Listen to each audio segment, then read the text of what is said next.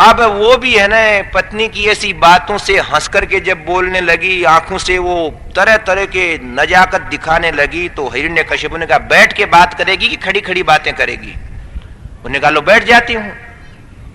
देख, पक्षी होते हैं ना, उसमें तोता बहुत समझदार होता है।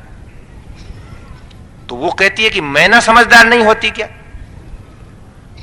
हिरण्यकशिपु कहने लगा कि तू सुनेगी या मेरे को सुनाएगी? अच्छा, बोले आप बताओ तोते में क्या समझदारी होती है? बोले तोते को कोई व्यक्ति जब बार बार बुलवाता है ना कि ओम नमो नारायणाय, तो कई बार बुलाने पे बोले तोता धीरे धीरे बोलने लग जाता है। उनकी पत्नी ने पूछा कितने बार बुलाना पड़ता है? तो हिरण्यकशिपु बोला 1000 बार। बोले आप मेरे को 1000 बार बोल के बताओ। हिरण्यकशिपु ने कहा कि क्या करेगी? बोले अगर आप मेरे से सच्चा प्रेम करते हो जब तो मेरी बात मानो। लो आप बोलो, ये माला ले और मैं है ना गरम गरम पकौड़ी निकालती हूं अभी, देखो।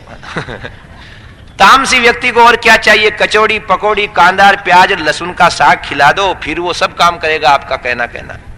और चूल्हा सिलगा लिया, कढ़ाई चढ़ा दी, बहुत बड़े भगोने में बेसन घोल लिया और सब चीजें डाल दी। बोले आप तो ओम नमो नारायणाय बोलो और मैं जब तक भुजिया निकाल देती हूं।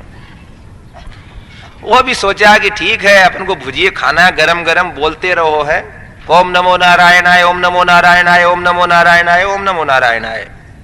पत्नी बड़ी प्रसन्न हुई कि आज इनके मुख से ओम नमो नारायणाय नाम तो निकलने लगा। 1000 होते से कहा कि बस। बोले मेरी भी देखो आखिरी पाया ही है ये। अब तो दोनों बैठे बैठे भोजन करने लगे। हिरण्यकशिपु बहुत प्रसन्न हुआ कि देखो ऐसे है ना पक्षी सीख जाते हैं। बोले ऐसे कैसे बोल लेते हैं क्या? बोले थोड़ा सा अंतर रहता है, ओम नमो नारायणाय ऐसे बोलते हैं। बोले अब तो वो नारायण नारायण के नाम की मजाक होने लगी। और भाग्य की बात यह है कि प्रेम से वो रात्रि भर रहे और उसी दिन भक्त प्रहलाद अपने मां के गर्भ में आ जाते हैं। यह कारण है उनके भक्त के पैदा होने का। सुबह होते से ही तो वो स्नान आदि करके पत्नी से कहता है कि मेरे को मूर्ख समझ रखा है तुमने, जो रात भर मेरे से ओम नमो नारायणाय, ओम नमो नारायणाय करवाती रही है, मेरे शत्रु का कीर्तन करवाती रही। खबरदार जो कभी ये नाम लिया तो। अब वो हाथ जोड़ करके खड़ी हो गई। बोले उस रात में दूसरे थे, अब दूसरे हैं ये। वो तो मेरे भाग्य से ऐसे हो गए थे, अब तो ये वो हिरण्यकशिपु है। मैं तप करने जाऊंगा। ऋषियों का काम बन गया था, इसलिए अब वो कोई उनको विघ्न करने नहीं आया और वो हिरण्यकशिपु तप करने लगा। इतना तप किया, उसके सिर में से धुआं निकलने लगा, संसार जलने लगा, देवताओं के श्वास बंद हो गए, पृथ्वी कांपने लगी, समुद्रों के अंदर ज्वार आने लग गया, समय के अंदर आंधी चलने लगी। देवता लोग भगवान के पास, ब्रह्मदेव के पास गए। ब्रह्मदेव आए, उत्तिष्ठोत्तिष्ठ भद्रन्ते तपस्सिद्धोऽसि काश्यप वरदोह मनु प्राप्तो व्रियताम ईप्सितो वरः। देखा आकर के ब्रह्मदेव ने कि जहां वह बैठा है उसके सारे शरीर के मांस को और नसों को चींटियां खा गई हैं, हड्डी हड्डी शेष है। कोई कहे फिर मरा क्यों नहीं? वो हड्डियों में प्राण रहते हैं क्या? प्राचीन समय की बातों में ऐसा लिखा गया है, कृते त्वस्थि गतः प्राणः। कलयुग में हड्डी में प्राण रहते, सत्य युग में हड्डी में प्राण रहते थे। त्रेतायाम मांसमाश्रिता। त्रेता युग में जब तक शरीर में मांस रहता तब तक प्राण विद्यमान रहते। द्वापुरे रक्त संयाता। द्वापुर में रक्त जब तक शरीर में बहता जब तक प्राण रहते। कलौ त्वन्नम समाश्रिता। कलयुग में केवल अन्नमय प्राण है। भोजन त्याग दो तो फिर रक्त रहे, शरीर चला जाएगा। अच्छा, पुरानी बातों को मान लेना चाहिए। कोई कहे हम नहीं माने, मत मानो, पर मानने के प्रमाण हैं। महाराणा प्रताप जिस भाले को उठाते थे आज 10 आदमी उसको उठा नहीं सकते, पर महाराणा के समय के लोग तो है ना वो भाला उठा लेते थे। महाराणा अकेले ही उसको उठाते, ऐसी बात नहीं। आज के 200 वर्ष पुराने चित्र देखो कहीं दीवारों के ऊपर, तो आपको उस समय के आदमी बहुत मोटे तकड़े दिखेंगे, क्योंकि उस समय वैसे मोटे तकड़े आदमी होते थे।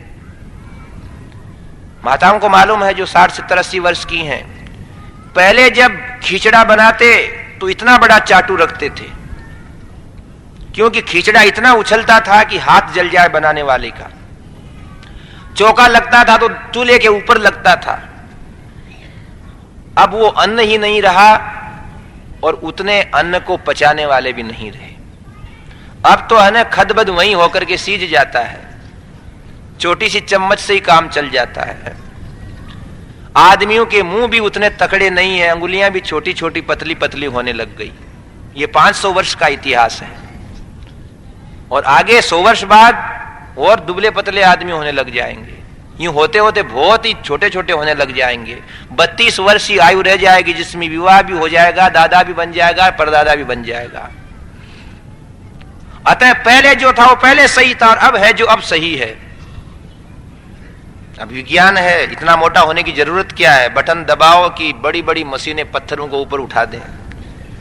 पर ध्यान रखो, आज मशीन से काम कर रहे हो, उसमें मशीनें थी या नहीं थी, किंतु आप जितने पत्थर उठाते उससे बड़े बड़े पत्थर मकानों पे लगे हुए हैं, प्राचीन मकानों में, नहीं है क्या? अतः प्राचीनता से ये मत कहो कि ये गप्पे हैं। ठीक है सब, हिरण्यकश्यपु की हड्डियां हड्डियां थी। ब्रह्मदेव आए और देखा उस शरीर को, देख करके उसके ऊपर अपने कमंडलू से पानी छिड़का। पानी छिड़कते ही वह दिव्य रूप में उपस्थित हुआ। ए बेटा, वरदान मांग। हिरण्यकश्यपु कहने लगा कि यदि आप मुझे वरदान देना चाहते हैं तो महाराज, यदि दास्यस्य भी मतान वरान में वरदोत्तम भूतेभ्यस्त्वद विसृष्टेभ्यो मृत्युर्मा भून मम प्रभो। मुझे अमर बना दो। बोले अमर तो कोई नहीं बनता है। तो बोला हे ब्रह्मदेव, आपके द्वारा विरचित जितने भी सृष्टि है उस किसी से भी नहीं मरूं मैं। न मनुष्य से मरूं, न राक्षस से मरूं, न दैत्य से मरूं, न दिन में मरूं, न रात में मरूं, न शस्त्र से मरूं, न अस्त्र से मरूं, न नीचे मरूं, न ऊपर मरूं, मरूं ही नहीं किसी से। तब ऐसा ही था, तथास्तु कह करके वो चले गए। और हजारों वर्ष तक तप किया था इनने। एक व्यक्ति ने हमसे एक बार पूछा कि हजारों वर्ष तक जब इनने तप किया तो 1000 वर्ष तक क्या प्रहलाद अपने मां के पेट में ही रहे क्या? क्योंकि प्रहलाद का वर्णन तो आता है कि वो छोटा सा था और उसको पढ़ने भेजा। फिर प्रहलाद 1000 वर्ष तक पेट में ही रहा क्या?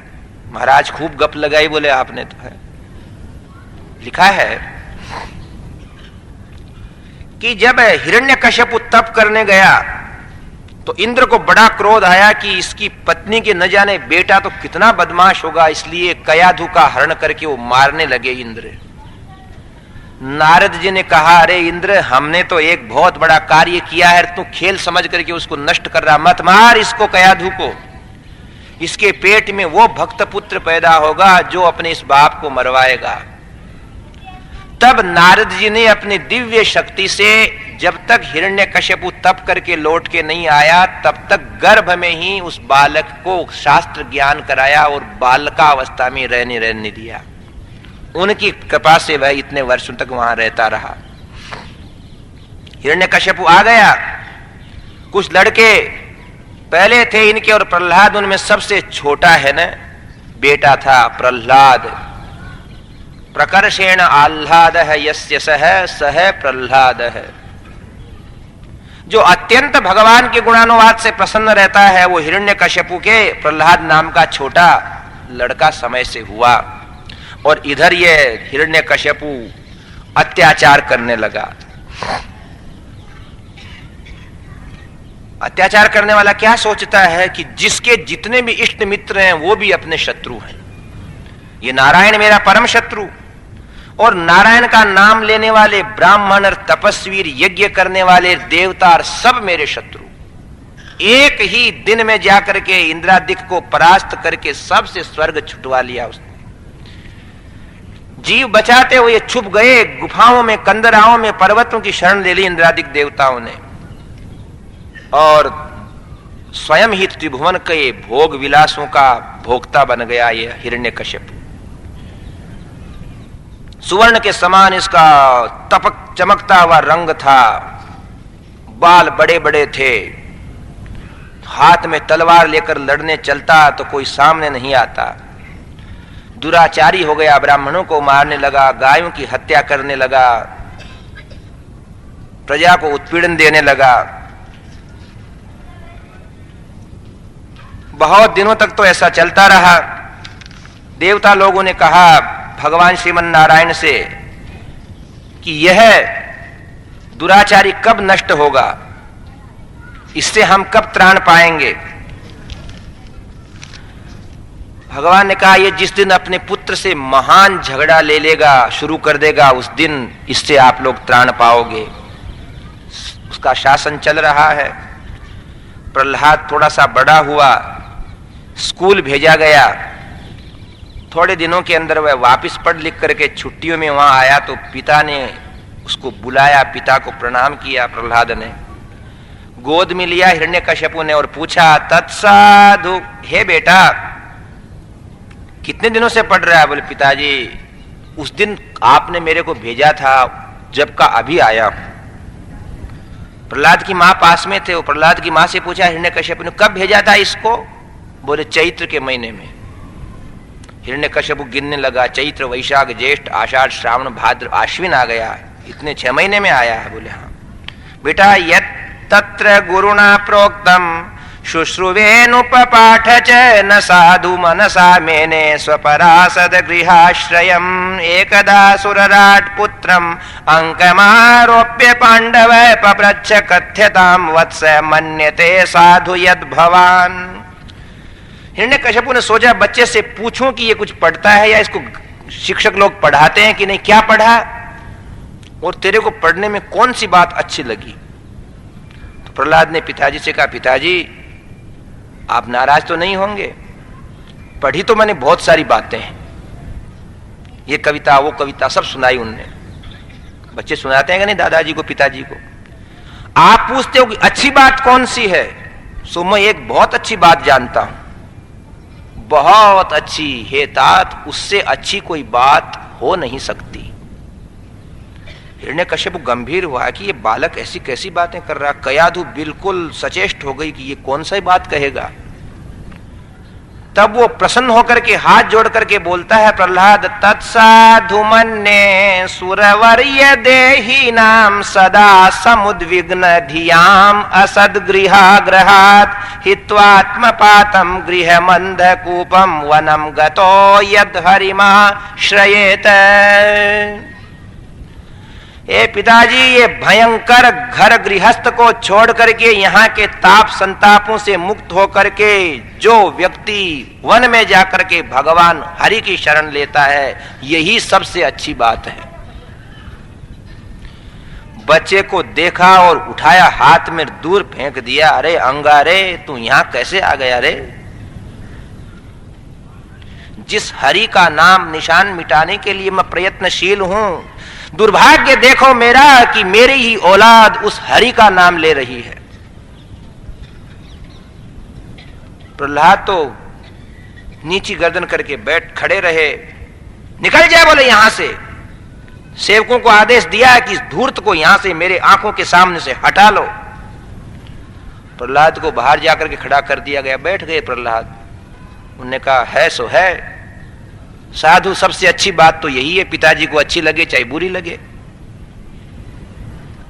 शिक्षकों को बुलाया, ए शिक्षकों इधर आओ, क्या सिखा दे तुम बच्चे को, तुम निकाल दिए जाओगे।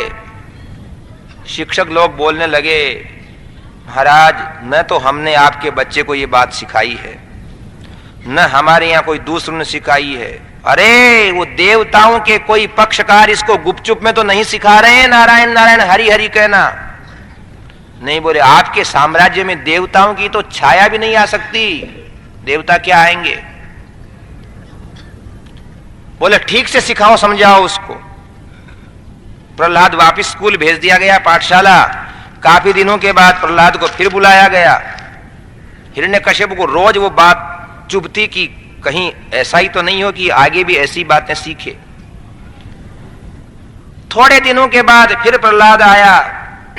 पिता को प्रणाम किया। पिता ने पास बैठाया, हाथ से उसके सिर को खुजाला, पपोला। प्रह्लादानुच्यतां तात स्वधीतं किंचिदुत्तमं काले नैतावतायुष्मन् यद शिक्षत गुरोर भवान। ए बेटा, आपकी बार कितने दिनों में आया तू? बोले अब की बार तो आपने मेरे को 2 वर्ष में बुलाया है। बोले मैं तेरे को इसलिए 2 वर्ष तक नहीं बुलाया कि तू शायद बहुत अच्छा सीख जाएगा। बोले मैं आपकी बार बहुत अच्छा सीख के आया हूं। पहले की बात तो एक ही बात सुनाई आपको, अब की बार 9 बात सुनाता हूं। 9, 1 2 3 4 5 6 7 8 9।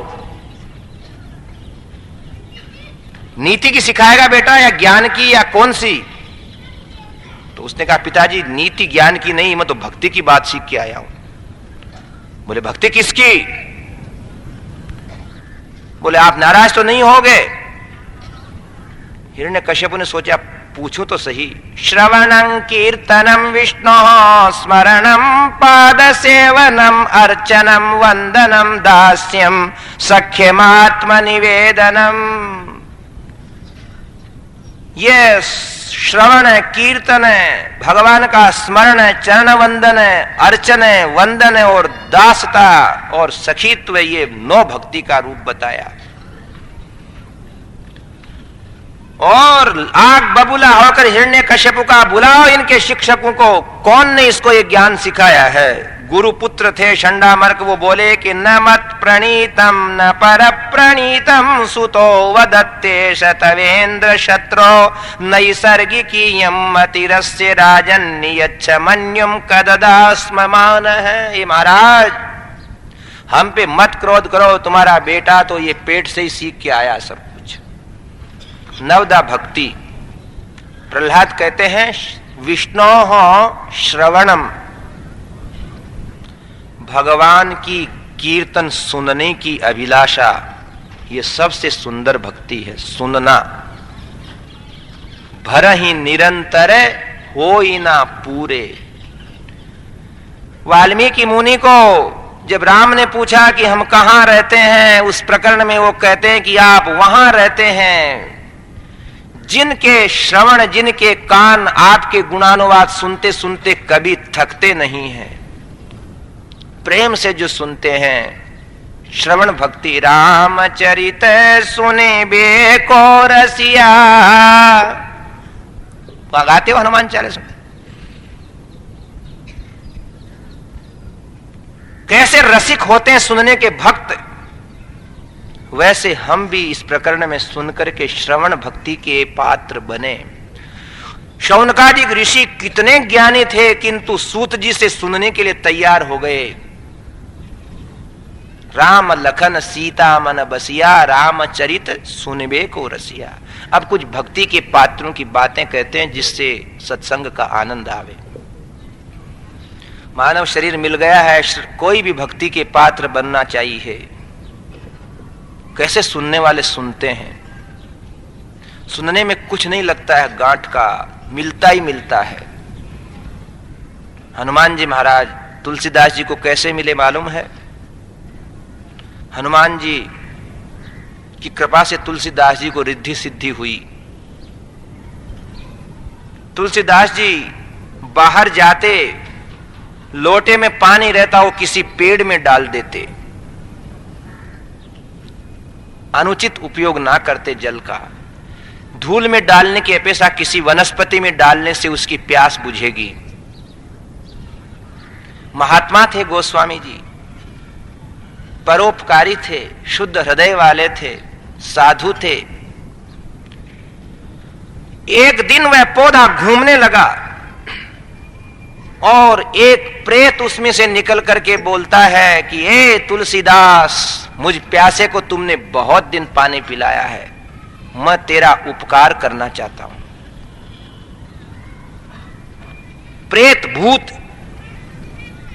तुलसीदास जी ने कहा तुम दिखोगे नहीं क्या मेरे को? बोले मैं दिख नहीं सकता तुम जैसे नाम वालों को, मैं पापी हूं, पर तेरा उपकार करूंगा। अगर किसी की सेवा करो तो भारत भूमि के प्रेत भी उपकार करते हैं। हो गोस्वामी जी ने कहा कि हमारे को राम जी से मिला दो। बोले राम जी से मिलाने का काम तो हनुमान जी करते हैं। तो बोले हनुमान जी कहां मिलते हैं? रामचरित सुने बेको रसिया, राम लखन सीता मन बसिया। प्रभु चरित्र सुनबे को रसिया। अजी तुलसीदास जी बोले जहां अत्यंत प्रेम से भगवान की कथा होवे वहां बोले हनुमान जी आते हैं। बोले पहचान क्या है उनकी? बोले वो सबसे पहले आते हैं और सबसे बाद में जाते हैं। एक एक यत्र यत्र रघुनाथ कीर्तनम तत्र तत्र कृतमस्तकांजलिम बाष्पवारि परिपूर्ण लोचनम मारुतिम नमत राक्षसांतकम। वो हाथ जोड़े हुए वहां बैठे रहते हैं, उनकी आंखों में से अनवरत अश्रुधारा बहती है। राम जी का कीर्तन सुनते हैं दिन रात, और कोई कथाकार कहे तब तो वह जरूर आते हैं।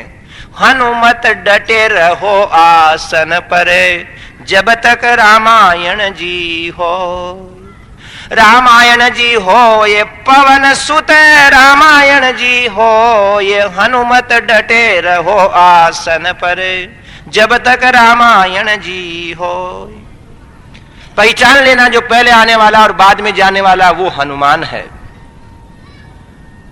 हनुमान जी क्या जप नहीं कर सकते बैठे बैठे? पर नहीं, वो श्रवण भक्ति के बहुत सुंदर उदाहरण है। एक सुंदर जगह कथा हो रही थी, गोस्वामी जी ने देखा कि हजारों व्यक्ति वहां आते हैं, प्रेम से कीर्तन करते हैं, देखें इनमें पहले कौन आता है। तो एक रोगी व्यक्ति आकर के पहले ही बैठ गया, जिसके शरीर से पीप गिर रहा है, कुष्ठ हो रखी है, मक्खियां भिन भिना रही हैं, बदबू आ रही है। दूर बैठ जाता है, सहारा ले लेता है, सुनता रहता है कथा, कोई उसके पास नहीं जाता है। और सबके बाद में वो जाता है। गोस्वामी जी कई दिन तक देखते रहे कि इनमें कौन हनुमान हो सकता है। उस रोगी को देखा तो बोले ये तो रोगी अपने रोग से रो रहा होगा। हनुमान जी ने देखा ये आता भी दिखता और जाता भी दिखता है, किंतु उस बड़े मकान के ओट में जाते से ये दिखता ही नहीं है मेरे को रोज। रो पड़े गोस्वामी जी की धन्य हो तुम्हारी श्रवण भक्ति हनुमान जी, जो इतना गलित रूप लेकर के कथा सुनने जान करके आते हो। एक दिन जब कथा छूटी और वो रवाना हुए, सारे लोग चले गए, जब पांव पकड़ लिए उनने कहा अरे हट जा, तू कौन है, ये रोग लग जाएगा, तेरे दुखी हो जाएगा। गोस्वामी जी ने कहा कि ये रोग मेरे को भी लगा दो, मैं भी सुखी हो जाऊंगा। है इसी रोग को लेने के लिए आया हूं मैं, यही रोग मेरे को चाहिए, इसी रोग की भीख दो मुझे प्रभु। और आंजनेय समझ गए कि इसने मुझे पहचान लिया है। श्रवण भक्ति इसका आनंद लेने वाले वो दरी और चटाई, आसन और कुर्सी भी नहीं चाहते हैं, क्योंकि बना बनाया रसास्वादन भगवान के प्रेमी लोग जहां कथा के अंदर कहते हैं उसको सुनते रहते आत्मा को तृप्त रखते हैं, सुनने सरी का कोई आनंद नहीं। भाव होना चाहिए कि क्यों समय व्यतीत करता हूं, सुनो वो प्रभु के अनमोल गुणानुवाद सुनो जो मानव शरीर में प्राप्त होते हैं। और उन्हीं हनुमान जी ने फिर कहा कि तुम्हें भगवान जरूर मिलेंगे, तुम चित्रकूट में जब तप करो। उन्हीं हनुमान जी ने उनको राम से मिलाया। तो यह है श्रवण भक्ति। फिर है कीर्तनम, भगवान का कीर्तन करना। कीर्तन के अंदर बरसने वाला आनंद साक्षात भगवान का रूप है। आनंदो ब्रह्मण है रूपम। कोई कहे कि हमने आनंद देखा नहीं, भगवान नहीं देखा, भगवान वही है। साजबाज होवे, प्रेम भक्ति होवे और जोर जोर से प्रभु को पुकारो तो भगवान वाणी के उच्चारण के साथ ही वहां प्रत्यक्ष जैसे दिखते हैं। नारद जी ने पूछा भगवान से कि हे वैकुंठनाथ, भगवान ने कहा मुझे वैकुंठनाथ मत कहो, ना हम वसामि वैकुंठे योगिनाम हृदयेन च मद्भक्ताः यत्र गायन्ति तत्र तिष्ठामि नारद। मेरे भक्त लोग जहां मेरे को खूब गाते हैं। चैतन्य महाप्रभु ने कीर्तनाष्टक में कहा है कि गाने वाले की आकृति बदल जाती है, हाथ हिलने लगते हैं, ताली बजने लगती है, नाचने लगता है, लौकलाज छोड़ देता है। उस कीर्तनकार को फिर कीर्तन का आनंद आता है। स्मरणम, तीसरी भक्ति है स्मरण करना, अनवरत स्मरण करना। सनत कुमार आदि करते हैं। पाद सेवनम यानी चरण वंदन, ये चौथी भक्ति चरणों की है। कोई भी स्तोत्र देखो, चरणों का स्मरण अलग से आता है। श्री रामचंद्र चरणों मनसा स्मरामि, वचसा गृणामि, शिरसा नमामि, शरणं प्रपद्ये। श्रीमन्नारायण चरणौ शरणं प्रपद्ये, श्रीमते नारायणाय नमः, वंदे महापुरुषते चरणारविंदम। जिन पायन के पादुकिन भरत रहे, चितलाय ते पद आज बिलोकी हूं, इन नयनन अब जाए। विभीषण कहता है ना, चरण भक्ति का उदाहरण है। जे पद परसी तरी ऋषि नारी, दंडक कानन पावन कारी। भक्ति के अंदर चरणों का अलग से ध्यान करना चाहिए। जे पद परसी तरी ऋषि नारी, दंडक कानन पावन कारी। जे पद जनक सुता उरलाए, कपट कुरंग संग धरि धाये।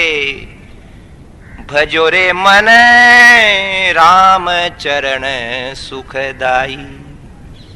जिन चरणन ते सुर सरी निकसी, शंकर जटा समाई। भजो रे मन राम चरण सुखदाई। श्री रामचंद्र चरणौ मनसा स्मरामि, श्री रामचंद्र चरणौ वचसा गृणामि, श्री रामचंद्र चरणौ शिरसा नमामि, श्री रामचंद्र चरणौ शरणं प्रपद्ये। कई भक्त ऐसे होते हैं जो दिव्य ग्रंथों में से अलग अलग उन श्लोकों को निकाल करके ऐसे रखते हैं जैसे बीज का बाजरा अलग रखता है मनुष्य। रत्नों में भी अधिक चमकदार रत्न को अलग से रखता है और उनको अलग से आनंद लेता है। ये चरण भक्ति है। कोई भी स्तोत्र जब तक परिपूर्ण नहीं होता, जब तक चरणों की उपासना भगवान की अलग से उसमें नहीं होती। बहुत विस्तृत बात है। श्री वैष्णव में तो द्वय मंत्र जो होता है, श्रीमन नारायण चरणौ शरणं प्रपद्ये, श्रीमते नारायणाय नमः, इसका अलग से अनुसंधान इसी प्रकार किया जाता है। अर्चनम, पांचवी भक्ति है अर्चना करना।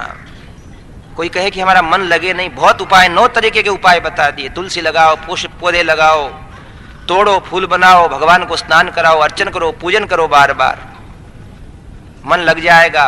तीर्थ लाओ, बड़े सुंदर सरोवर से ऊंच करके लाओ। ऐसी कल्पना करो, ये गंगा का जल है, इसमें सरयूम आवाहयामि, गंगाम आवाहयामि, नर्मदाम आवाहयामि, यमुनाम आवाहयामि, सर्वाणि समुद्र जलानि आवाहयामि। फिर उसमें अनेक पदार्थ डालो, फिर भगवान के नैवेद्य बनाओ, स्नान कराओ उनको। पूजा पूजा दिश्वनुराग है इति पाराशर्य है। व्यास जी का मत है। भक्ति किसको कहते हैं? बोले पूजा में अनुराग रहे वो भक्ति है। वंदनम, छठी भक्ति, बार बार वंदना करो। भूयो भूयो नमाम्यहम, साष्टांग करने की इच्छा हुई तो करते ही गए, हाथ जोड़ते ही गए। और क्या है? वंदन करना भक्ति है। अर्जुन जब नहीं देख पाया भगवान का सारा स्वरूप, तब परेशान शरणागत होकर के कहता है, नमः पुरस्ताद अथ पृष्ठतस्ते, नमोस्तुते सर्वत एव सर्व। हे भगवान, आपको भूयो भूयो नमाम्यहम। दास्यम, सेवा करना। सेवा भक्ति में हनुमान जी प्रसिद्ध है। हनुमान जी के चरित्र में सुनाएंगे फिर राम कथा में। सख्यम, मित्रता, अर्जुन ने जैसी की। ये 9 प्रकार की भक्ति। कोई सी में भी हमारा मन लगने से हमें आनंद ही आनंद प्राप्त करता है। हिरण्यकश्यप गुस्सा हो गया और निकाल दिया, चला जाए यहां से। जब तक भी कोई बात नहीं। एक दिन वह हिरण्यकश्यप खुद निकला उधर से, उसकी पाठशाला की तरफ से, और देखा ये आवाज क्या आ रही है। पाठशाला के अध्यापक गए होते किसी काम से, तो प्रहलाद ने सारे बालकों को इकट्ठा करके कहा, अरे इधर आओ तुम। बालक लोग बोले क्या? बोले तुम्हें आज मैं असली शिक्षा बताता हूं। बोले सीख रहे हैं? बोले ये कौन सी शिक्षा है, ये तो बेकार की शिक्षा है। तुमको नाचना आता है ना? क्योंकि वहां नृत्य गान सिखाया जाता था। आज तक तो बोले फालतू के आलाप गाए हैं, अब हम क्या नृत्य होता है वो सिखाता हूं। खुद ने घुघरू बांध लिए, नूपुर बांध लिए, उन्मत्त हो गया, किसी को वाद्य दे दिया, किसी को मृदंग दे दिया, और कहा कि मैं गाऊं उसके साथ साथ गाना। तो लोगों ने पूछा तो कहां से सीख के आया है? बोले मैं सीखा सिखाया हूं सब। अरे मेरी मां के पेट में जब था, जब नारद जी ने सिखा दिया मेरे को। मैं तुम्हें नारद के दर्शन कराऊंगा, मेरे को समय आने दो जरा। गोविंद बोलो हरि गोपाल बोलो, गोविंद बोलो हरि, ओ गोविंद बोलो गोपाल बोलो, गोविंद बोलो गोपाल बोलो, गोविंद बोलो हरि गोपाल बोलो।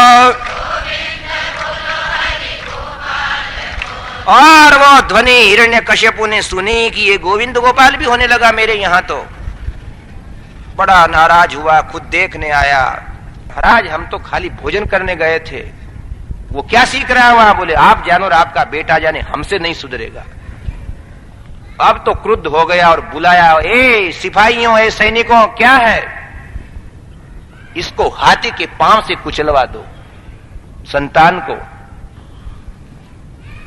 मदोन्मत्त हाथियों को शराब के घड़े पिलाए गए और उसको उसके ऊपर से फिरवाया गया। पर प्रहलाद की रक्षा तो भगवान करने वाले थे।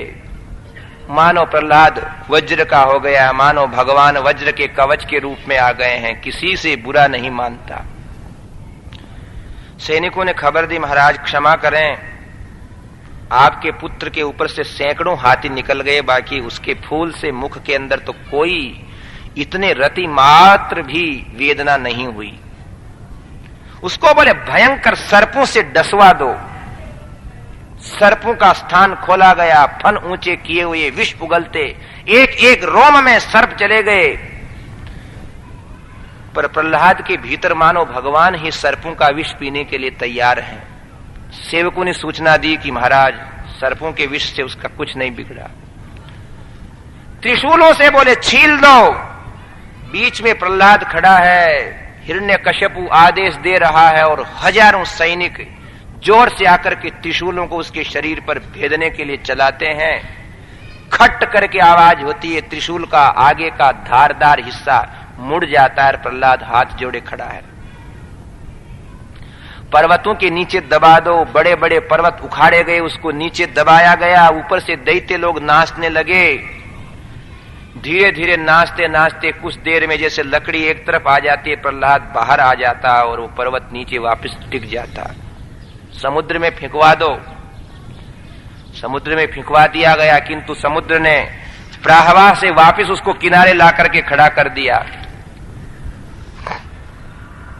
जितने भी उपाय कहते हैं, होलिका नाम की उसकी बहन थी, उसने कहा कि मैं जला दूंगी, मेरे साथ इसको बैठाओ। होलिका जल गई, प्रहलाद नहीं जले। आज भी उसी उपलक्ष्य में होली जलाते हैं। होलिका का वर्णन यहां नहीं है, अन्य अन्य ग्रंथों में आता है। प्रहलाद को जो समय मिलता हो असुर बालकों को यही कहता है कि देखो मैं जिसका नाम लेता हूं ना वो मेरी रक्षा कर रहा है। अब समझ लो कि मेरे पिता बलवान है या मेरा रक्षक बलवान है। बच्चों ने कहा भाई प्रहलाद मान लिया कि तेरा रक्षक ही बलवान है। ऐसा होते होते बहुत दिनों तक उपाय सोचते रहे वो। पिता आमने सामने नहीं होते हैं, पिता पुत्र। एक दिन हिरण्यकश्यप को इतना क्रोध आया कि उसको बुलाया कि प्रहलाद को यहां लेकर के आओ। समस्त अस्त्र शस्त्र अपने पास रख रखे हैं उसने। कमर में तलवार बांध रखी हिरण्यकश्यपु ने, गदा पास में पड़ी है, ढाल पास में पड़ी है, और कहा कि प्रहलाद तेरे को अंतिम चेतावनी है कि तू ये नारायण नारायण हरि हरि कहना छोड़ दे। व्यक्तम त्वं मर्तु कामोऽसि योति मात्रम विकथसे मुमूर्षुणाम हि मंदात्मन्ननुसुर विप्लवा गिरह। मृत्यु की वेला जिनकी सन्निकट समुपस्थित हो जाती है वो लोग तेरे शरीर की बहकी बहकी बातें करते हैं। प्रहलाद छोड़ दे, और जो तेरी रक्षा करता है उसको बता कि वो कहां है। यस्त्वया मंद भाग्योक्तो मदन्यो जगदीश्वर है। बताओ तुझ जैसा मंद भाग्य जिसका नाम लेता वो कहां है। क्वासौ, तो प्रहलाद ने उत्तर दिया सर्वत्र। यदि सर्वत्र सब जगह है, बोले हां। स्तंभे कस्मात् स्तंभे न दृश्यते, इस स्तंभे में क्यों नहीं दिख रहा है। ऐसा उनने कहा। उनने कहा कि तात तो में, मोह में, खड्ग खंभ में, सब जगह है वो। आप में, मुझ में, तलवार में और खंबे में कोई जगह नहीं जहां वो नहीं है। जले विष्णु हूं, थले विष्णु हूं, विष्णु हूं पर्वत मस्तके। यच्च किंचित जगत सर्वम दृश्यते श्रूयते पिवा अंतर बहिश्च तत्सर्वम व्याप्य नारायण स्थित है। जो कुछ दृश्यमान है उसकी सत्ता से टिका है। कस्मात् स्तंभे न दृश्यते, स्तंभे में क्यों नहीं है। प्रहलाद ने तो भगवान को पुकारा ही नहीं है। इस समय भगवान की आस्था की बातें कही हैं, किंतु भक्तवत्सल भगवान ने सोचा कि इस दुष्ट ने अपने पुत्र को बहुत कष्ट दिया है। अपने दिव्य उपस्थिति सर्वत्र अपनी व्याप्ति की स्तुति सुनकर के भगवान श्रीमन नारायण स्वयं सत्यम विधातुम निज भृत्य भाषितम व्याप्तिंच भूतेष्वखिलेषु चात्मनः अदृश्यतात्यद्भुत रूपमुद्वहन् स्तंभे सभायां निमृगम न मानुषम नृसिंह भगवान की। भयंकर शब्द हुआ, दिशाएं जिससे गर्जने लग गई। हिरण्यकश्यपु घबराने लगा और उस गर्जना के साथ ही स्तंभ फटा, गुर गुर की आवाज आई। देखा कि ऐसा प्राणी जो न मनुष्य है और न पूरा शेर है। नृसिंह भगवान की। तलवार लेने के लिए लपका हिरण्यकश्यपु, इतने में तो उठा करके उसको गोद में बैठा लिया। संध्या काल का समय हो रहा था। प्रहलाद हाथ जोड़े खड़े हैं। सर्व दुख हरम वीरम दुष्ट दानव वैरिणम श्री नृसिंहम महाबाहुम महांतम दीप्त तेजसम, जिनके नेत्रों से कोटि कोटि सूर्य के समान आभा निकल रही है। उग्र हैं, भीषण हैं, भयंकर हैं। पर वो हिरण्यकश्यपु उनके पंजे में से एक बार छूट गया और तलवार लेकर के महान प्रयत्न करने लगा। नरसिंह के पंजों में से छूटे हुए हिरण्यकश्यपु को देख करके देवता लोग भी संदेह में पड़ गए। बहुत देर तक वह प्रभु के हाथ नहीं आया। पर शेर तो शेर होता है, सिंह है, मृगराज वनराज नृसिंह है, और मनुष्य और सिंह है, फिर भगवान सिंह बन गए। वो भयंकर अट्टहास किया और उसकी तलवार हाथ से गिर गई। अब की बार उछल करके लपक करके अपने गोद में ले लिया। न सूर्योदय था, न सूर्य आकाश में था, न रात्रि का आवागमन हुआ था। संध्या का समय, न मकान के उछत पे न जमीन पे, उसी के प्रासाद की थली पे बैठ करके एक क्षण में अपने भयंकर नखों से उसके शरीर को फाड़ दिया, चीर दिया। नरसिंह भगवान की। और उन आंतड़ियों को अपने गले में पहन ली। उसके शरीर से खून के फंवारे भगवान के सारे शरीर पे लगने लगे, मानो आज हिरण्यकश्यपु के खून से ही उनकी पूजा हुई है। इतना क्रोध आया कि उनका श्वास लेना कोई सहन नहीं कर सकता है। सत्यम विधातुम निज भृत्य भाषितम, अपने सेवक की बात सत्य करने के लिए स्तंभ में प्रकट हुए। स्तंभे सभायाम न मृगम न मानुषम, वो नरसिंह भगवान है। मृत्यु हो गई झट। मरता मरता हिरण्यकश्यपु कहता है, कवि माघ कहते हैं कि हे नारा, हे नरसिंह है, मेरे को मार दिया, युद्ध का आनंद नहीं आया। तब भगवान ने कहा कि तू रावण बनना जब खूब लड़ेंगे अपन है। ऐसा माघ कवि लिखते हैं। माघ कवि गुजरात और मारवाड़ क्षेत्र के बीच के हैं, श्रीमाली जाति के थे वो। बड़ा सुंदर लिखा ग्रंथ उन्होंने, शिशुपाल वध नाम का, जिसमें लिखा है कि नरसिंह भगवान से हिरण्यकश्यपु ने कहा कि ये तो धोखा हुआ मेरे साथ, लड़ाई का आनंद नहीं आया। अब भगवान को इतना क्रोध, नरसिंह चतुर्दशी कब आती है? वैशाख में। ग्रीष्म ऋतु के लागते और वसंत ऋतु के अंत। एक किसी स्त्री ने अपने सखी से पहेली पूछी कि ग्रीष्म ऋतु के लागते और वसंत ऋतु के अंत, कहो सखी तिथि कौन सी कि प्रिया न भावे कंत। कि वो कौन सी तिथि है जिस दिन पति पत्नी को अच्छा नहीं लगा। लक्ष्मी जी हर समय भगवान से बात करने को आ जाती, बाकी आज नहीं आई वहां नरसिंह चतुर्दशी के दिन। ग्रीष्म के आरंभ होता है, वसंत ऋतु का अंत होता है, वो नरसिंह चतुर्दशी को कोई नहीं आया पास, भगवान नरसिंह के पास। न शिव आए, न ब्रह्मा आए, न लक्ष्मी जी आई, न देवता आए, क्योंकि ऐसा क्रोध उनको। शिव जी ने आकर प्रहलाद से कहा कि भक्त तू ही जा इनके पास। जब प्रहलाद जी हाथ जोड़ करके वहां प्रभु के पास पहुंचे, प्रहलाद को देखते से ही क्रोध तो उनका दूर हो गया और गले लगा करके उठा करके छाती के चिपका लिया और उसको दिए जाने वाले दुखों की याद करके, स्वयं के आने में जो विलंब हुआ उसका एहसास करके प्रभु रो पड़े।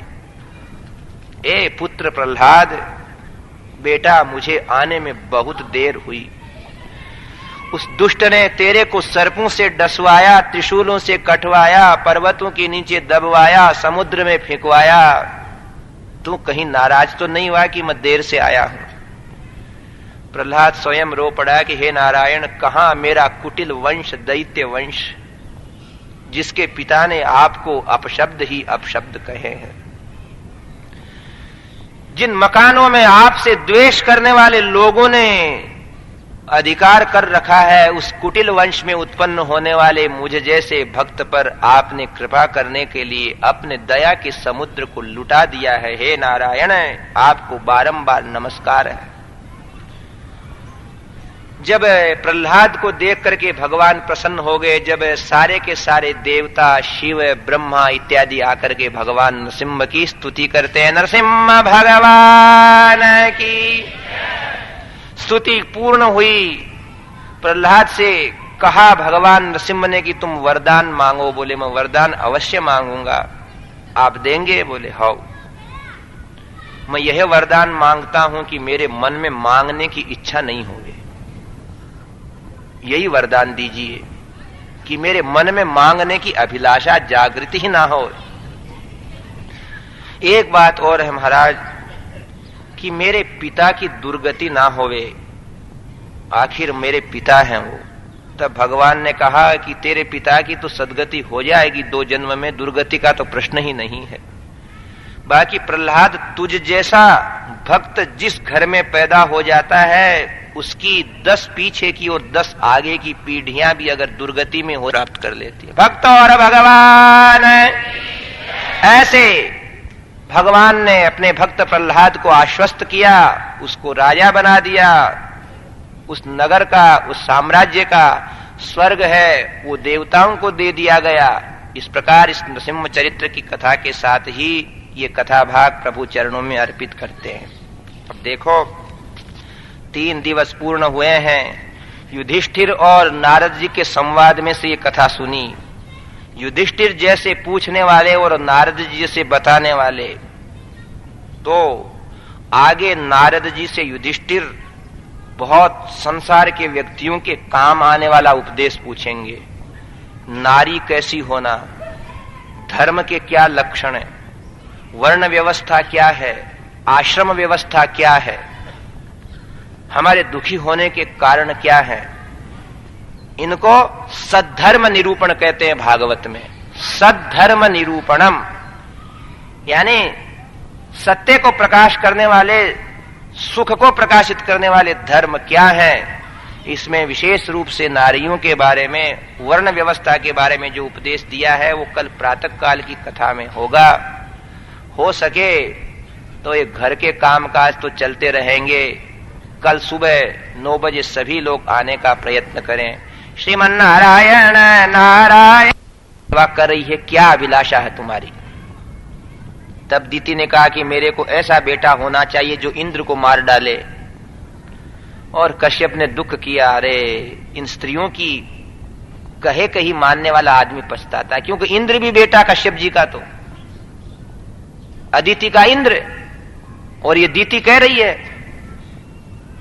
कश्यप जी के सामने बड़ी समस्या कि बेटे को मारने वाला बेटा इसको देवो में है। अगर दीति कहते ना कि महाराज मेरे को ऐसा बेटा देवो जो किसी से मरे नहीं और सुखी रहे, जहां तक तो ठीक थी, पर वो तो कहते कि मेरे को ऐसा बेटा देवो जो इंद्र को मार डाले। यही तो है ना गलती। सुखी रहे तो हम रहें, बाकी कोई सुखी नहीं रहे हैं। जिए तो हम जिए, कोई दूसरा नहीं जिए, जिए और जीने दो, ये सिद्धांत दैत्यों को मंजूर नहीं है, स्वीकार नहीं है। और देखो दीति के नाम से ही दैत्य हुए हैं, बाप के नाम से नहीं हुए हैं, वो मां के ही नाम से, तो मां का ही दोष ज्यादा है इधर। पर हां भर ली, इसलिए क्या करें? उपाय सोचा, कहां तक कहा है?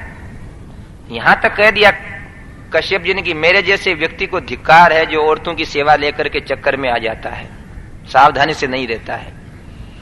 1 वर्ष का उनको व्रत बताया कि दीति आपकी इच्छा पूरी होगी, 1 वर्ष तक व्रत करो, झूठे मुंह सोना नहीं, अनुचित बातें करना नहीं, ज्यादा भोजन करना नहीं, पूजा करना, पाठ करना, सावधानी से रहना, शौचाचार से रहना। उसने कहा सब कुछ कर लूंगी मैं, पर बेटा इंद्र को मारने वाला होना। कश्यप बोले कि अगर निर्विघ्न तेरा व्रत 1 वर्ष तक पूरा हो जाएगा तो तेरी इच्छा पूर्ण होगी। तथास्तु कह दिया। पुत्रस्ते भविता भद्रे इंद्रहा देव बांधव संवत्सरम व्रतमिदम यद्यजो यद्यंजो धारयिष्यसि। मान ली बात, व्रत करने लगी। पुंसवन व्रत नाम है इसका। व्रत उसने पूरा किया, संतान उसके गर्भ में थी। इंद्र को मालूम पड़ा, ब्रह्मचारी का वेश बना करके आ गया। दीति जान भी गई कि इंद्र तो है, पर सेवा की उसने प्रार्थना की तो उसने स्थान दे दिया। कुछ निर्मल मति हो गई थी उसकी। एक दिन व्रत पूर्ण होने वाला था कि भोजन करते करते यह बिना आचमन किए ही नींद के वशीभूत हो गई और इंद्र इसके गर्भ में जाकर के, वो तो नींद में फिर उसके गर्भ के 7 टुकड़े कर दिए। कोई कहे इंद्र ने ऐसा क्यों किया? जब वो उस इंद्र को मारने वाला ही पैदा करना चाहती है तो वो क्यों नहीं सावधान रहेगा? इंद्र तो गुरु है सबका, महास्वार्थी अपना काम बनाने वाले हैं। ऊपर देवराज हैं, वो व्यवस्था संभालते हैं, इसलिए उनकी पूजा है। वो 7 टुकड़े रोने लगे और मां ने कहा क्या कर रहा है इंद्र तू? जितने में तो 7 के 7 और कर दिए, 49 हो गए। और बाहर आ गए। इंद्र ने कहा कि देखो भगवती, आपने भंग किया व्रत का नियम तो आपके बेटे मर गए। नहीं, आपके बेटों के इतने टुकड़े हो गए। मरे नहीं है, बोले वो 1 से मैंने 49 कर दिए हैं। सब बाहर आ गए। वो दीति ने देखा कि काम तो बिगड़ गया। जो अशुभ संकल्प करते हैं उनके संकल्प सिद्ध नहीं होते हैं। अगर हरेक की दुष्ट विचार वालों की मनमानी सिद्ध होने लग जाए तो संसार को जीने दें क्या वो?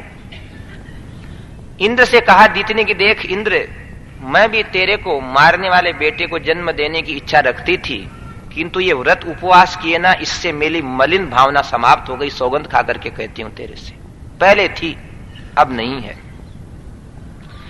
इसलिए ये 49 के 49 इनकी आगे क्या हालत होगी? तू इनको मारेगा क्या? तो इंद्र ने कहा नहीं मारूंगा।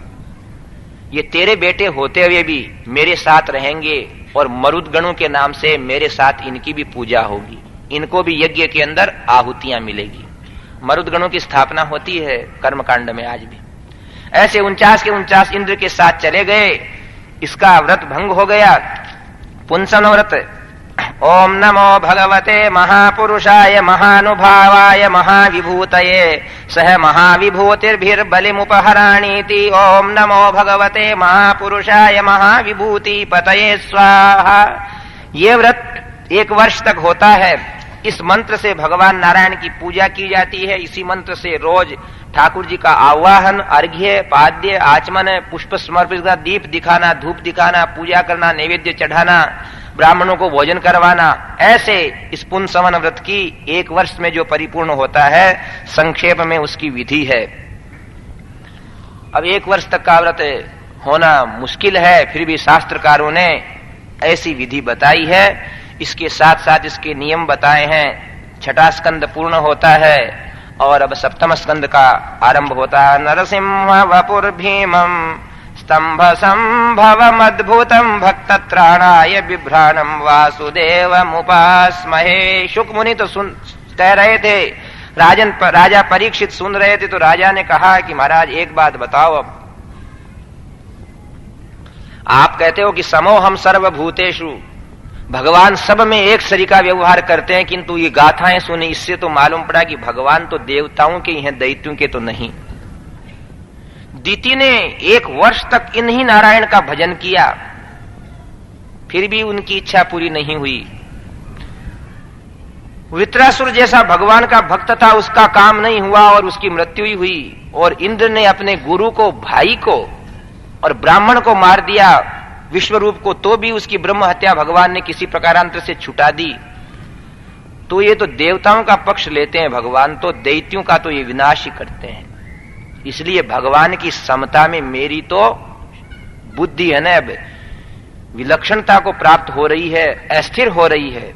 क्या भगवान दैत्यों के नहीं है? क्या भगवान केवल देवताओं के ही हैं? क्या ठाकुर जी भी पक्ष और विपक्ष का पूरा ज्ञान नहीं रखते हैं? और अगर रखते हैं तो फिर दैत्यों के साथ इस प्रकार का अन्याय क्यों? साधु पृष्ठम समः प्रियः सुहृद ब्रह्मन् भूतानां भगवान स्वयं इंद्रस्यार्थे कथम दैत्यान अवधीत विषमो यथा। प्रश्न पूछा, इंद्र के कल्याण के लिए विषम होकर के भगवान ने दैत्यों का वध क्यों किया? दैत्यों की तो रक्षा नहीं करते हैं, ये देवताओं की करते हैं। तब राजा परीक्षित ऋषि शुकाचार्य कहते हैं कि साधु पृष्ठम महाराज हरेश्चरितम अद्भुतम यद्भागवत महात्म्यम भगवद भक्ति वर्धनम। बहुत अच्छी बात पूछी राजन तुमने। भगवान तो सबके होते हैं, अगर दैत्य उनके भक्त होते हैं तो दैत्यों के लिए तो वो इतना काम करते हैं जितना देवताओं के लिए भी नहीं करते। तो श्री शुक मुनि ने पूछा कि कहा ऐसा, तो राजा ने पूछा कि फिर किस दैत्य की इनने रक्षा की? वो बातें सुनाओ महाराज। तब नई कथा शुरू करते हैं कि देखो परीक्षित, जब तुम्हारे पिता दादा युधिष्ठिर ने राजसूय यज्ञ किया, उस समय सारे के सारे तुम्हारे संबंधी कौरव पांडव एकत्रित थे और भगवान श्री कृष्ण की अग्र पूजा होने लगी। तब वो चेदी नरेश शिशुपाल उनको अनुचित शब्द से तिरस्कृत करने लगा और ठाकुर जी के चक्र से उसकी गर्दन कट गई और एक दिव्य ज्योति भगवान में ही लीन हो गई। उस समय देवऋषि नारद भी आए हुए थे। नारद जी के पास युधिष्ठिर ने पूछा कि हे नारद जी, जिसने प्रभु को अपशब्द कहे हैं उसकी ज्योति ठाकुर जी में कैसे मिल गई? ये शिशुपाल कौन है? तो परीक्षित ने कहा, महाराज मेरे दादा ने जब ऐसा पूछा तो नारद जी ने क्या कहा? जो कुछ कहा वही तो सुना रहा हूं तुम्हें परीक्षित। नारद जी ने कहा कि युधिष्ठिर जय विजय जो सनत कुमारों के शाप से हिरण्याक्ष और हिरण्यकश्यपु बने थे, हिरण्याक्ष के वध की गाथा तुम सुन चुके हो। हिरण्यकश्यपु की बोले अब सुनाता हूं। दूसरे जन्म में वो रावण कुंभकर्ण बने और तीसरे जन्म में शिशुपाल और दंतवक्त्र बने। तो तीसरे जन्म में शिशुपाल के रूप में इसकी अब गति हो गई और ये भगवान के लोक में चला गया।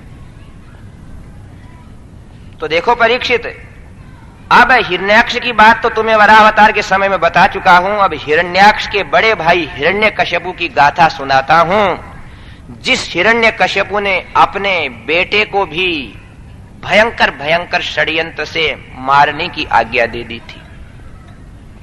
परीक्षित ने कहा, महाराज ये नहीं हो सकता कि पिता पुत्र को मरवावे। बोले यही हुआ है। और उस दैत्य सम्राट के पुत्र भक्त प्रहलाद की रक्षा करने के लिए भगवान ने नरसिंह रूप धारण किया, वो कथा तुम्हें सुनाता हूं। श्रीमन नारायण नारायण नारायण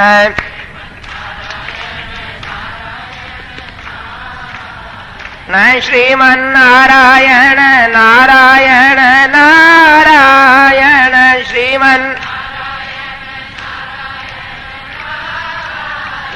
श्रीमन नारायण नारायण नारायण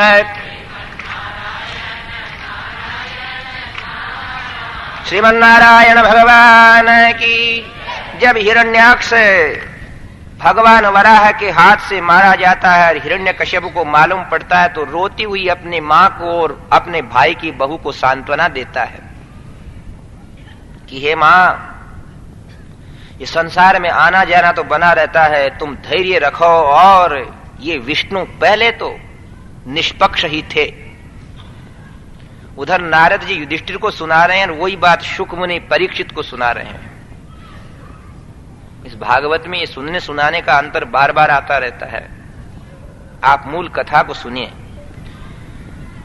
अपने भयंकर गदा उठाई हिरण्यकश्यपु ने और कहा कि अम्मा, वो विष्णु पहले तो निष्पक्ष थे, किंतु आजकल वो नारायण बच्चे के समान कीड़ा करते हैं। जैसे बालक को कोई मिठाई खिला दे, उसी की गोद में चला जाता है।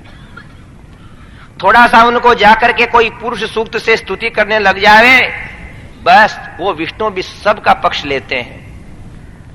और मां, मेरे भाई को मारने वाले उन नारायण को भी मैं हरा के रहूंगा, त्रैलोक्य का शासन करूंगा। तुम मुझे आशीर्वाद दो और इस शोक को, हिरण्याक्ष की मृत्यु के शोक को दूर कर दो। ऐसा माता को और भाई की बहू को समझा करके वह चला। तपस्या करने के लिए चला। मंदराचल की गुफाओं के अंदर गया, पर उसके यहां प्रहलाद का जन्म होना ये एक विलक्षणता की बात है ना। क्योंकि ऐसे दुर्विचार वाले व्यक्ति के यहां सद्विचारों का भंडार कोई पैदा कैसे होए। इसी परिस्थिति के अंदर है नरसिंह पुराण में एक अलग कथा आती है कि वह अपने पत्नी से भी आज्ञा लेने के लिए हिरण्यकश्यपु पहुंचा। और हिरण्यकश्यपु की पत्नी थी ना, वो भगवान नारायण की भक्त थी, कयाधु उसका नाम था। तिलक लगाया उसने, स्वामी पधारिए। भगवान की ऐसी विचित्र माया। जब वह भजन करने के लिए मंदराचल की गुफा के अंदर बैठा, तो नारद और देवल दो ऋषि थे, वो तोते का रूप बना करके वहां आए और उनने जोर से उच्चारण किया, नारायणाय नमः, ओम नमो नारायणाय। और इसको नारायण के नाम से एलर्जी थी हो। लोग नारायण का नाम शुभ समझते हैं, उसने अपशकुन समझा तो वापिस आ गया, शत्रु का नाम ले दिया। पर नाम तो नारायण का ऐसा है कि ये तो काम कर देता है। अनिच्छया भी संस्पष्ट दहत्ते वही पावक है। कोई कैसे ही सुने, इच्छा से सुने, बिना इच्छा से सुने, वो अपना काम करता है। जैसे विष को, अमृत को कोई पी ले, वो औषधि अपना काम करती है। अग्नि को छू लो, वो जलाएगी। भगवान के नाम को ले लो, पवित्र करेगा। तो हजारों वर्ष जब तप करने की सौगंध खा करके गया था और वापिस आ गया वो। तो उसकी पत्नी, सायंकाल का समय था, बस यही समय था, उसने पूछा, स्वामी आज आप वापिस कैसे आ गए? देखो, ये नारियां अगर घर वाले को समझाना शुरू कर दें तो सब समझने लग जाए। हाँ? आया वो हिरण्यकश्यप की पत्नी ने देखा कि आए हैं तो आसन बिछाया, बैठो। प्रणाम किया। बोले आप तो हजारों वर्ष के कह करके गए थे, श्याम को ही लौट ही आए। उनने कहा अपशकुन हो गया, क्या करूं? क्या अपशकुन हो गया? आपका बायां नेत्र स्पंदित हुआ क्या? बाईं भुजा स्पंदित हुई? या और कोई अपशकुन हो गया? उल्लू आकर के आपके सामने खड़ा हो गया क्या? शियार बोलने लग गए क्या? नहीं। बोले ये अपशकुन नहीं हुआ। बोले क्या अपशकुन हुआ? बोले ओ मेरे भाई को मारने वाले उस नारायण का नाम किसी ने पक्षी ने लिया कि ओम नमो नारायणाय। और कयाधु इतने प्रसन्न हुई कि आज मेरे सौभाग्य की बात है कि मेरे स्वामी के मुख से ओम नमो नारायणाय निकल गया। ये बाइयां अगर आदमी को नचावे तो नाचने लग जावे हैं। नाचही नर मरकट की, नट मरकट की नाही। अगर ये कह दें कि इस घर में रोटी खाना है, सोना है, आना है, तो सुबह सुबह एक माला फेरने लगी पड़ेगी, नहीं तो द्वार बंद, तो जेंटलमैन को माला फेरने के लिए बाध्य होना पड़ता है। इनकी हुकूमत चलती है हो। पर ये आजकल ज्यादा यही कहती हैं कि पड़ोस इनके तो है रंगीन टीवी आ गया, हमारे ब्लैक एंड व्हाइट भी नहीं है। अब जमा है समय ये आ गया। नहीं तो इनकी बात कौन नहीं माने? वो हिरण्यकश्यप भी मानेगा। अभी ये मना देती हैं। और ऐसी मनाती हैं कि बड़े बड़े लोग विचार में पड़ जाते हैं। एक रेल के अंदर दो यात्रा कर रहे थे, पति पत्नी, बहुत बड़े अफसर थे, बहुत बड़े व्यापारी थे। पत्नी बहुत चंचल थी, तो रेलगाड़ी अच्छी थी, किंतु खिड़कियां खोलते कोई खिड़की गिर गई और उसकी अंगुली कट गई, ये तर्जनी थोड़ी सी, नक कट गया पूरा। पट्टी बांध ली वहां जाकर के और रेलवे बोर्ड के ऊपर मुकदमा दायर कर दिया। न्यायालय के अंदर तारीखें पढ़ने लगी। न्यायाधीश ने पूछा कि क्या बात है? बोले फर्स्ट क्लास का डिब्बा, 4 गुना 8 गुना किराया, और उसकी ऐसी कैसी खिड़कियां हैं जो चाहे जब गिर जाती हैं? मालूम नहीं, हमारी अंगुली कट गई।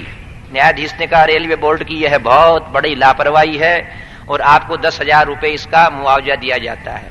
तो वो कहती है मैं 1 करोड़ रुपया लूंगी इतनी अंगुली का।